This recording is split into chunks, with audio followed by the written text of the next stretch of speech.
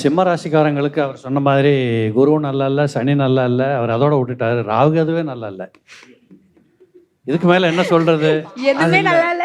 அதான் அதுக்கு மேலே என்ன சொல்றதுங்கிறது இல்லை. நல்லது சிலதெல்லாம் உண்டு. ஏன்னா ஜூன் 1ஆம் தேதிக்கு அப்புறம் குரு பயிற்சி வந்துடுது. 12ஆம் இடத்துக்கு குரு வருவார், 4ஆம் இடத்தை பார்ப்பாரு. உங்க மான மரியாதை, புகழ், சுகம், கௌரவம் எல்லாத்தையும் கொடுத்துருவாருமா.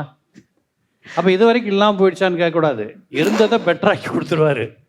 அதே மாதிரி இந்த குரு பகவான் கடகத்தில் இருந்துக்கிட்டு சிம்மத்துக்கு 6ஆம் இடத்தை பார்ப்பாரு. தொழிலில் என்ன போட்டிகள் ஏற்பட்டாலும் கடைசியில் கொஞ்சம் முன்னாடி வந்து நின்றுடுவாங்க அப்படிங்கிற மாதிரியான வெற்றிகளை கொடுப்பார். ஒரு தனி மனிதனாக நின்று போராடி வெற்றி பெற்று சில பேர் பட்டம் பதவிகள் பெறாங்க பாருங்க. அந்த ட்ராக்ல இப்போ சிம்ம ராசிக்காரங்க நம்பர் 1ல இருப்பாங்க. அப்போ இத்தனை கிரகங்களும் நல்லா இல்லாமல் எப்படி சார் நடக்கும்னு கேட்டால், சிம்மத்துக்கு குரு ஒருத்தர் போதுமா? இவங்க யாராவது ஒருத்தர் சொல்கிறத கேட்டு அந்த குருவின் வழிபாடு அல்லது அப்படி போனாங்கன்னா இவங்க ஜெயிப்பது கட்டாயமாக நடக்கும். அதே போல் சிம்மத்துக்கு இன்னொரு விஷயம் என்னன்னு கேட்டிங்கன்னா, இதே குருபான் ஜூன் மாதத்துக்கு அப்புறமாக 8ஆம் இடத்தையும் பார்ப்பார். அப்போ அட்டமத்து சனின்னு எல்லாரும் சொல்லி பயமுறுத்துறாங்கல்ல, இது ஜூன் 1ஆம் தேதிக்கு அப்புறம் அதுவும் கொஞ்சம் சப்ரஸ் ஆகும். அப்போ இதெல்லாம் ஒன்றா வச்சு பார்க்குற போது எந்த கிரகங்கள் சரியாக இல்லாவிட்டாலும் பரவாயில்லை, ஜூன் 1ஆம் தேதிக்கு அப்புறம் சிம்மத்தில் பிறந்தவங்க மிகப்பெரிய வெற்றிகளோடு முன்னணியில் இருக்கிறத நீங்கள் பார்ப்பீங்க.